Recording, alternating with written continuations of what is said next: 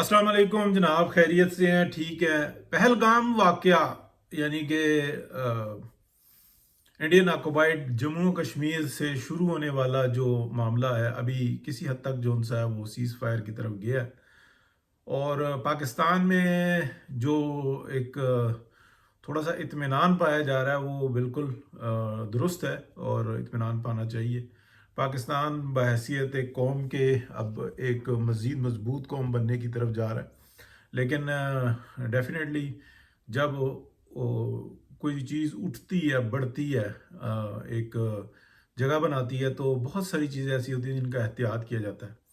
तो एक जो इंटरनली मुझे भी तकलीफ़ हुई और मेरे जैसे बहुत सारे लोग जो मुंसलिक हैं, उनको इस बात की तकलीफ़ हुई कि ये क्या हुआ कि अचानक से पाक फ़ौज ज़िंदाबाद और पाकिस्तान पाइंदाबाद से पाक फ़ौज यानी कि हमेशा रहने वाली और ज़िंदाबाद कर दिया पाकिस्तान को। तो ये एक जो चेंज है वो उसके ऊपर जो है ना बहुत तकलीफ़ हुई है इंटरनली। और जब ये एक्सटर्नली होगी तो ये एक फसाद का रास्ता बनेगी। अल्लाह की ज़ात है हमेशा कायम रहने वाली। लेकिन क्योंकि हमें तकसीम कर दिया गया तो सरहदी तौर तौर पे तो पाकिस्तान ऑलवेज़ पाइंदाबाद। और पाक फ़ौज जो है वो एक आप कह लें वज़ारत दिफ़ा के अंडर एक यानी कि डिपार्टमेंट है और उसकी एक बड़ी अहमियत है। दुनिया के अंदर इस्टेब्लिशमेंट की बड़ी अहमियत होती है। तो ये एक बहरहाल बात अलहदा है। अब मैं असल मौजू की तरफ आने लगा हूँ।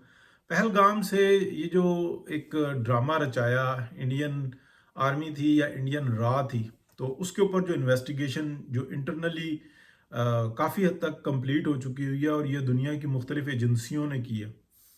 वो आपस में इंटरलिंक होते हैं, वो आपस में शेयरिंग करते हैं, लेकिन पब्लिकली जो इंसान है लोगों को जिस हद तक मालूमात देनी होती है दी जाती है।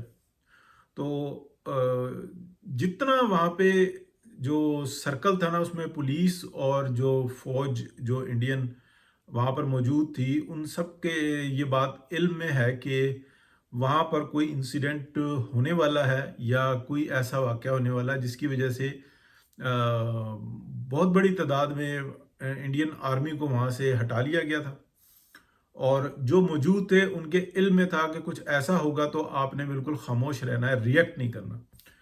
ये जो क्लेम किया जा रहा है कि जम्मू और कश्मीर के अंदर 7-8 लाख फ़ौज है, चले वो बैरकों में होती है, 2-3 लाख आप कह लें कि वो ड्यूटी पर होती है, और ये बहुत ही बड़ी तादाद है।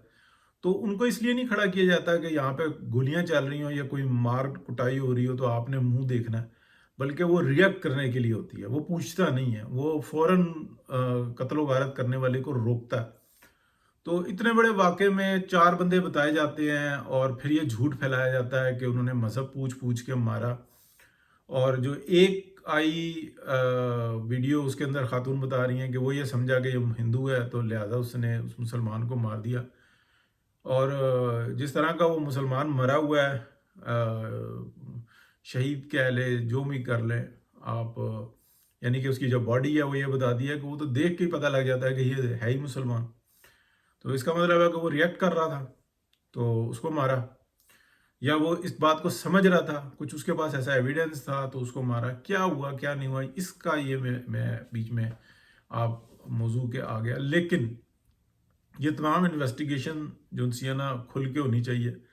कल जो जम्मू कश्मीर के बारे में ये हुआ है कि जनाब इस मुतनाज़ा मसले को हल किया जाएगा और ये जंगबंदी की कुछ यानी कि 2-3 जो बातें हैं उनमें से ये है। प्लस एक और बात जो इस वक़्त में ज़ेर बहस है कि जो इंडियंस जो वॉर स्ट्रेटजी थी इसके ऊपर आप कह लें कि डज़न्स ऑफ से ज़्यादा, हंड्रेड्स में कह लें, 200, 300, 400, 500 सैटेलाइट्स जो उनसी थी वो इंडिया और पाकिस्तान के ऊपर आई हुई थी और वो ये देख रही थी कि वॉर स्ट्रेटजी क्या होती है, कैसे रफ़ाइल उड़ रहे हैं, कैसे GF-17 थंडर उड़ रहा है, कैसे JC-10 उड़ रहा है, और बाकी तैयारी कैसी है, किसका मिज़ाइल कैसा है, कौन से सिस्टम्स कैसे काम कर रहे हैं।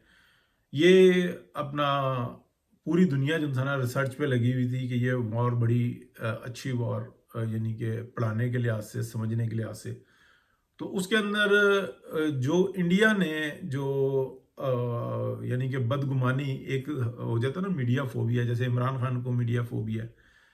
तो मैं इमरान खान की अगेंस्ट नहीं बात कर रहा, मैं उसको ये बता रहा हूँ कि उस शख्स को मीडिया फोबिया है। इसी तरीके से मियाँ मोहम्मद नवाज शरीफ को भी है कि वो अड़ जाते हैं, वो ये कहते हैं कि सिविल सुप्रीमेसी ही है। तो मरीम नवाज शरीफ वो और तरह की हैं, वो ज़्यादा बड़ी हैं मियाँ मोहम्मद नवाज शरीफ से, जो आप कह लें सिविल सुप्रीमेसी की हामी। लेकिन उनके अंदर ना एक ठहरने की जो है ना वो, और फिर उसके बाद कदम बढ़ाने की, यानी कि ये एक सलाहियत है, ये एक्स्ट्रा है मियाँ मोहम्मद नवाज शरीफ से।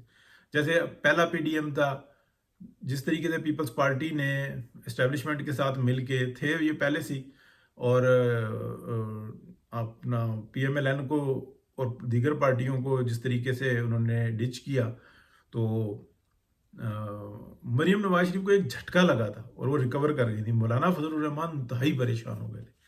तो कायदाना सलाहियत के लिहाज से जहाँ उनमें कमी है, उनमें इजाफी खूबियाँ भी बहुत ज़्यादा हैं। मरीम नवाज शरीफ की बात करो, अब आ जाते हैं वाक़े की तरफ। तो वो सारा जो है ना, वो रिकॉर्ड के ऊपर है कि इंडिया ने जो पंजाब के अंदर सिखों को के अंदर बदगुमानी फैलाने के लिए मीडिया की तरीक़ेकार से, जहाँ से ये मिज़ाइल्स फायर किए, कौन से मिज़ाइल फायर किए और वो किस तरीके से घूम कर और वो वापस उन अहदाफ पर आते हैं, और उसके अंदर पाकिस्तान क्या गड़बड़ कर रहा था, और वो सारी जो उन्होंने रिकॉर्ड पे है। तो यानी कि ये अगर इंडिया पब्लिकली इंतहा दर्जे का झूठ बोलता रहे वो कहलादा बात है, लेकिन जो उसने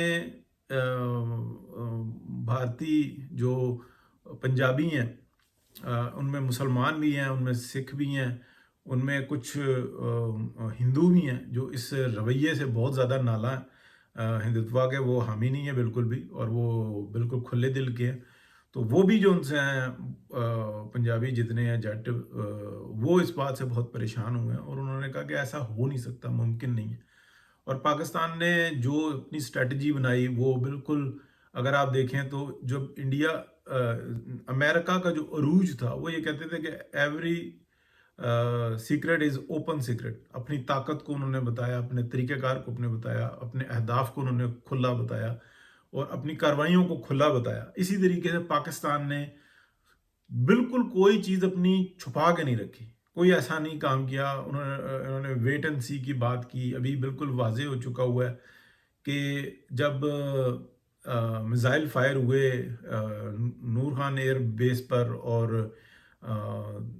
दीगर जगहों पे, जो 3 अहदाफ थे, और ड्रोन्स यहाँ पर आए हुए थे, तो फिर उसके बाद जो पाकिस्तान की जानिब से हुए हैं, जो सुबह का वक्त रखा गया और बेहतरीन वक्त था, लेकिन उससे पहले पहले जो थे वो पाकिस्तान के ड्रोन्स जो उनसे थे बहुत बड़ी तादाद में उन जगहों पर पहुंचे ताकि फिल्म बंदी हो सके और अपने जो मिज़ाइल हैं उनको गाइडेंस दी जा सके, और अपने अहदाफ के बारे में मज़ीद जो मालूमात है वो ट्रांसमिट की जा सके। उसके अंदर जो उनसा जो टाइम लगा फिर उसके बाद सुबह का वक्त हो गया और पाकिस्तान की तरफ से रिस्पॉन्स दे दिया गया। लेकिन मैं ये बताऊं कि जो ये सारी सूरत हाल, इसको भी वॉच किया जा रहा था, जो पाकिस्तान का सेकंड हमला होना था ना, इसके बाद होना था, जो इस वक्त में लेस देन 10 मिनट जो है ना, अगर ऑर्डर्स आए तो ये चल पड़ेंगे, इस टाइम में बिल्कुल रेडी है। वो इतना एक भयानक हमला होना था इंडिया का कि वो फिर बिल्कुल जो है ना, उसने उसकी कमर टूट जानी थी। उस पाकिस्तान एक छोटा सा मुल्क है, उसको इधर से उधर से जो है ना सपोर्ट देते हैं, खड़ा कर लेते हैं। इंडिया बड़ी मेहनत से जो है ना वो खड़ा हुआ है, और इतनी बड़ी पॉपुलेशन, जैसे कि एक चाइना का सिस्टम है, जैसे कि अमेरिका का सिस्टम है, वैसे ही इंडिया का सिस्टम है। बिल्कुल हमारे सामने एक मिसाल है कि रशिया कहाँ पे था, रूस रूस था, जहाँ घुस जाता था घुस जाता था, वो रशिया बना लेता था, यही उसकी मिसाल थी। लेकिन जब वो टूटा तो वो आज तक अपने आप को खड़ा कर रहा है, आज तक वो अपनी पहली पोजीशन पर नहीं आ सका। तो इसी तरीके से ये एक मिसाल है हमारे सामने कि 1 रूबल के $2.5 होते थे, और फिर जब टूटा है तो वो $1 के रूबल ही रूबल होते थे।